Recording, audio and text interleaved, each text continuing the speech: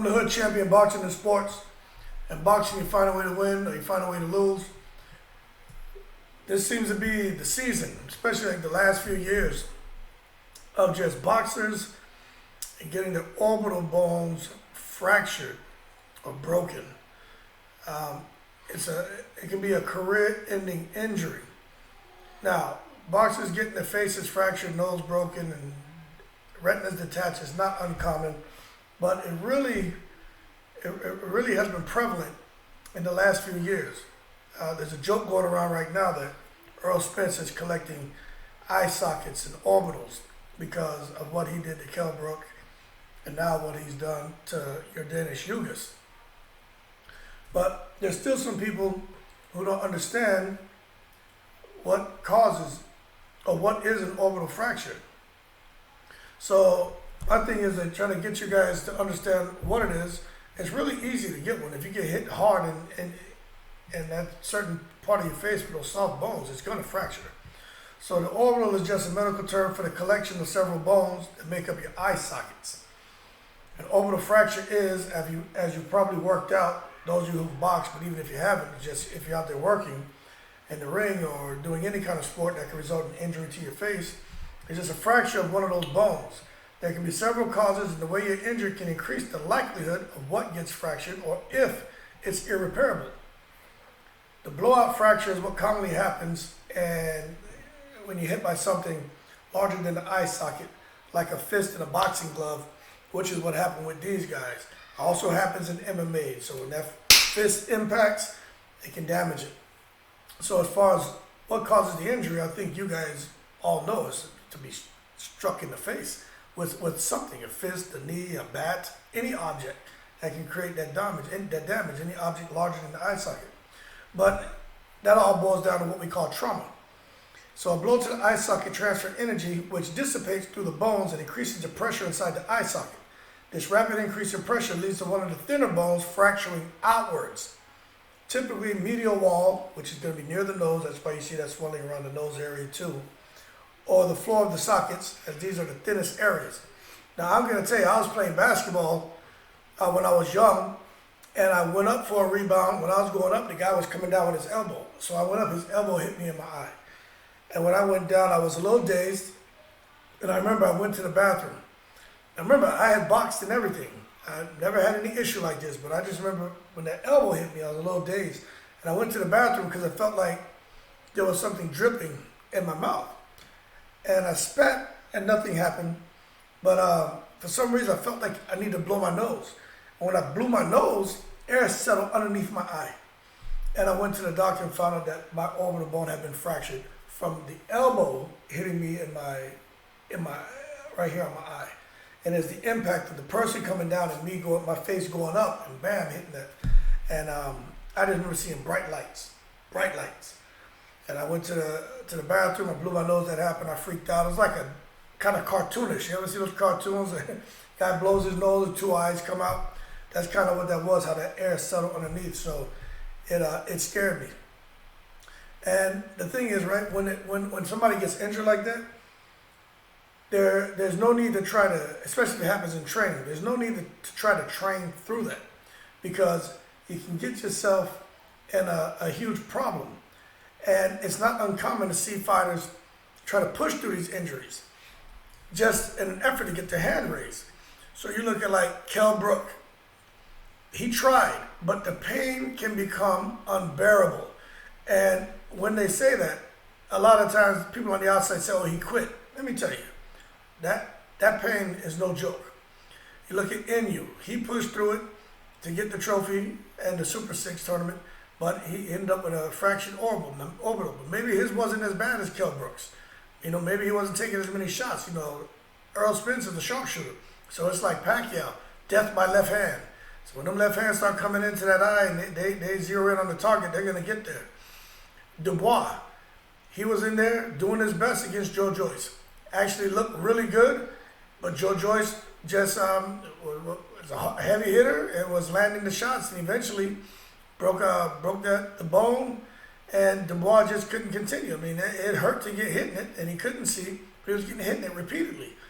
And when you see him take a knee like that, people call him a quitter, but I think you'll understand what I mean when I say this. I'm glad to see more people getting these fractures, because now those fighters and those fans who are looking at the guys who sustained these injuries and couldn't continue fighting, who are seeing them as quitters, are now have a better understanding that, hey, this isn't something you just push through just to get your hand raised. That's not what it's about. So when you look at Ugas last night, there's a reason why he was covering up like that. Those shots hurt him. When you see them wince like that, that means they're getting hurt. And he was getting hit in that. The same way he reacted is how Brook reacted, is how Dubois reacted, is how Margarito reacted, is how Saunders reacted, and Salido. But people call Saunders a quitter. He deserves to be getting a little bit of he deserves a little bit of backlash because of how he trashes people and how he trashed Dubois, how he trashed Brook. So he deserved what he got. But he quit not because he's a guy who can't push through adversity, because it hurts.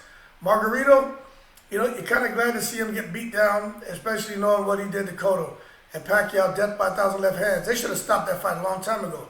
Now Margarito's eye in his face just doesn't look the same. Dubois, he did the right thing. He took a knee. Live to fight another day. Get through the healing process, recovery process. Come make the fight, which he's done.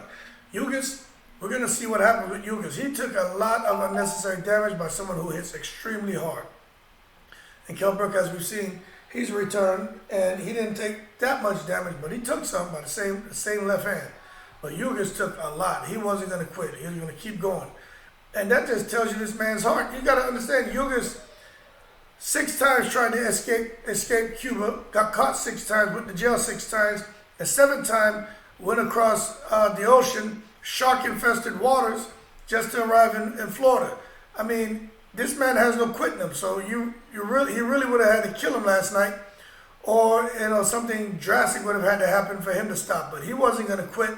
He doesn't know anything about quitting, and he has a whole country on his back. And the way he fought last night shows you that the reason why he came to this country for bigger and better. And he's not going to sit there and let a fracture like that stop him from competing. He went out like a warrior, but it may be a career-ending injury, because he took some serious shots, man. But he vows to come back stronger than ever. He's got to get healed up.